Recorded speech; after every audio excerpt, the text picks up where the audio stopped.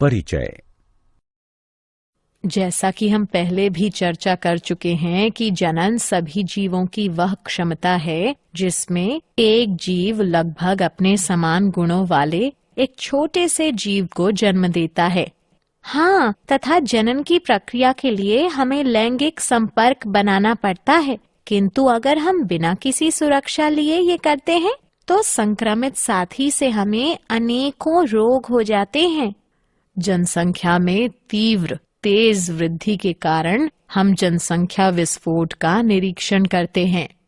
हाँ, ये सब मृत्यु दर में कमी और जीवन काल में वृद्धि का परिणाम है।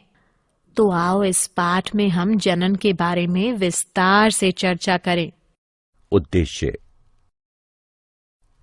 इस पाठ के अंत में आप निम्न करने में सक्षम हो जाएंगे: जनन स्वास्थ्य के महत्व को समझना, यौन संचारित रोगों को पहचानना, जनसंख्या के नियंत्रण की विधियों को समझना, लिंग अनुपात को समझना, जनसंख्या आकार को पहचानना।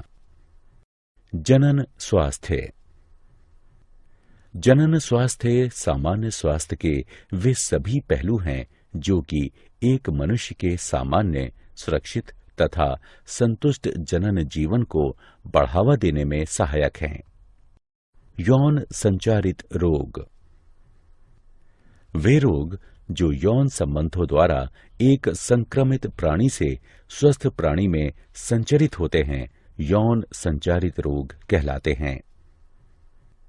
ये विभिन्न सूक्ष्म जीवों द्वारा, जो कि योनि, मूत्रमार्ग, गुदा और मुख के गर्म और नमी वाले वातावरण में रहते हैं, इनके द्वारा उत्पन्न होते हैं। कुछ यौन संचारित रोग निम्न हैं: सुजाक यानी गोनोरिया, सिफिलिस, ट्राइकोमोन्स्ता, एड्स। सुजाक यानी गोनोरिया नाइजीरिया गोनोरिया जीवाणु द्वारा होता है। इस रोग का मुख्य लक्षण मूत्रोजनन मार्ग में सूजन तथा जलन है तथा पेशाब करते समय रोगी को अत्यधिक जलन महसूस होती है। यह जीवाणु नर के मूत्रमार्ग और मादा के गर्भाशय ग्रीवा को संदूषित करता है। सिफिलिस ट्रेपोनेमा पेडिलियम जीवाणु द्वारा होता है। मूत्रोजनन मार्ग की म्यूकस झिल्ली में धब्बे यानी चकत्ते होना तथा जननांग पर अल्सर होना आदि इस रोग के मुख्य लक्षण हैं। ट्राइकोमोन्स्ता एक प्रोटोजोआ ट्राइकोमोनास वेजिनेलिस द्वारा होता है। मादाओं के मूत्रोजनन मार्ग द्वारा कुछ योनिस्राव इस रोग का मुख्य लक्षण है। एड्स एक विषाणु HIV द्वारा होता है जो कि शरीर की प्रतिरोधक क्षमता को कम कर देता है तथा जिससे शरीर किसी भी रोग से जल्दी ही ग्रसित हो जाता है। एड्स के संचारण के माध्यम यौन संबंध, संदूषित प्राणी के रक्त का रक्ताधान यानी स्थानांतरण, संदूषित सुई का प्रयोग, सरगर्भता यानी गर्भावस्था के दौरान अपरा द्वारा मात्र से शिशु में आना आदि है। जन्म नियंत्रण की विधियां। सगर्भता गर्भावस्था का नियंत्रण करने के लिए अनेक तकनीकियां विकसित की गई हैं। ये मुख्यतः 3 प्रकार की होती हैं: यांत्रिक अवरोधक विधि, रासायनिक विधि, शल्य क्रियात्मक विधि। यांत्रिक अवरोधक विधि। यांत्रिक अवरोधक विधि में शारीरिक बाह्य युक्तियां जैसे कॉन्डोम, डायाफ्राम और ग्रीवा टोपी प्रयुक्त होते हैं, जो कि संभोग यानी मैथुन के दौरान शुक्राणुओं को स्त्री के जनन मार्ग में घुसने से रोक देते हैं। अतः यह उनके बीच में रोधक की भांति कार्य करता है। अंतःगर्भाशयी युक्तियों का प्रयोग गर्भाशय में अंतरोपण को रोकता है। यह युक्ति कॉपटी है जो कि डॉक्टरों या अनुभवी नर्सों द्वारा गर्भाशय में सुरक्षित रूप से लगाई जाती है। रासायनिक विधि। रासायनिक विधि में स्त्रियों द्वारा विशिष्ट औषधियां प्रयोग की जाती हैं, जो कि 2 प्रकार की होती हैं, मुख वाली गोलियां और योनि वाली गोलियां। मुख वाली गोलियों को मुखीय गर्भ निरोधक भी कहते हैं, जो कि शरीर के हार्मोनों के संतुलन को बदल देती हैं, जिससे कि अंड का त्याग नहीं होता और निषेचन नहीं हो सकता है। शल्य क्रियात्मक विधियां। शल्य क्रियात्मक विधियों में नरों में शुक्रवाहक के एक छोटे से हिस्से को काट या बांध दिया जाता है। इसे शुक्रवाहक उच्छेदन यानी वासेक्टोमी कहते हैं। अतः शुक्रवाहक रोधित हो जाता है।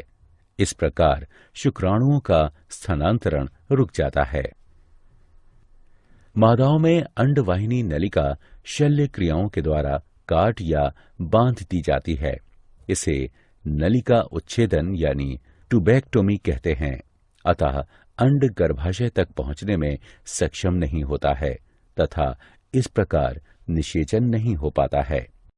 लिंग अनुपात। एक जन समुदाय में मादा तथा नर की संख्या का अनुपात ही लिंग अनुपात कहलाता है। एक स्वस्थ समाज के लिए मादा नर का अनुपात बनाए रखना अत्यंत आवश्यक है।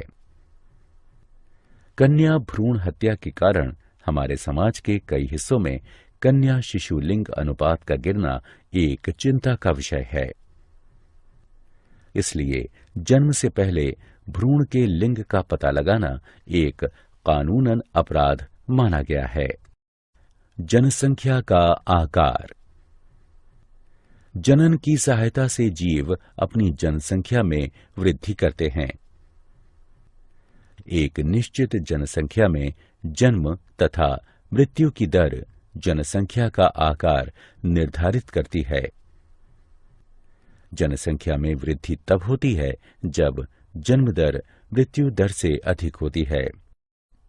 सही विकल्प को उठाकर उसके संगत बॉक्स में रखें। क्या आप जानते हैं, मानव जनसंख्या वृद्धि की चरघातांक की अवस्था 1750 एडी में शुरू हुई थी। विश्व की मानव जनसंख्या अगले 30 वर्षों में 9.5 अरब तक पहुंच जाएगी। भारत ऐसा पहला देश बना जिसमें 1951 में सरकार द्वारा प्रवर्तित परिवार नियोजन को अपनाया। नाको राष्ट्रीय एड्स नियंत्रण संस्था। भारत ने 1987 में राष्ट्रीय एड्स नियंत्रण संस्था प्रारंभ की थी।